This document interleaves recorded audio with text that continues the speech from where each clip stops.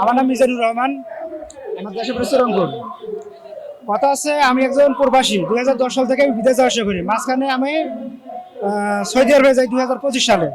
এই যে দালাল দেখতেছেন আপনারা, সেই দালালের মাধ্যমে উনি বলছে আপনি পুরাতন লোক ভাই, আপনি সৌদিতে আসেন, আসলে পরে আপনার একটা ভালো স্যালারি হবে, সুযোগ সুবিধা হবে, যেহেতু আপনার ভাষা জানা আছে, ঠিক আছে, আরবি হিন্দি ভাষা জানা আছে। এনার এনার এনার কথা শুনে আমি মিষ্টি মিষ্টি কথা শোনার পরে এনার মাধ্যমে আমি যাই। ওখানে যাওয়ার পরে ইনি আমাকে 3 মাসে মানে সারাদিন মিলে 2 মিনিটের জন্য শুধু বাইরে হতে দিত, ঠিক আছে। আর এনার কাছে আরো 15-20 জন লোক বন্দী হয়ে আছে, ঠিক আছে। ফার্স্ট টাইম দেয় 5,60,000 যাওয়ার জন্য। ওখানে যাওয়ার পরে আবার 1,60,000 টাকা উনি নেয় আমার কাছ থেকে। নেওয়ার পরে ওখানে যাওয়ার পরে কাজ কাম কিছু দেয় না, অনেক লাঞ্ছিত লিঞ্ছিত হওয়া লাগছে, মায়ের শিকার হয়ে গেছি আমি ওখানে, ঠিক আছে। নিশ্চয়ই আমি বর্তমান বাংলাদেশে আছি। আর বর্তমান আমি যে বাড়িতে থাকবো সে আমার পরিবেশটা নাই। 7.5 লক্ষ টাকা আমার খরচ হয়ে গেছে কিস্তির টাকার জন্য। বাড়িতে আমার লোকজন আসি বসে রয়েছে, ঠিক আছে। আমার ফ্যামিলি বাড়ি পর্যন্ত নেই। আমি সর্বশান্ত হয়েছি। এর আমি বিচার দাবি করতেছি।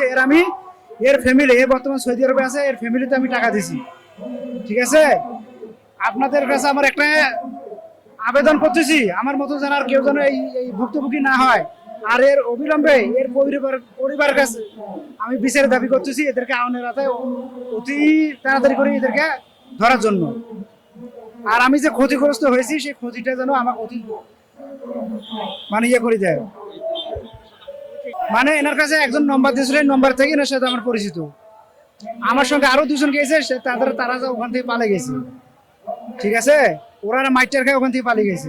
ওনারা আমাকে বললো যে ভাই আপনি তো সৌদিতে দুবাই ছিলেন, ওমান ছিলেন, ঠিক আছে, আপনি পুরাতন লোক, ভাষা জানেন, সেক্ষেত্রে আপনার একটা ভালো স্যালারি হবে ওখানে।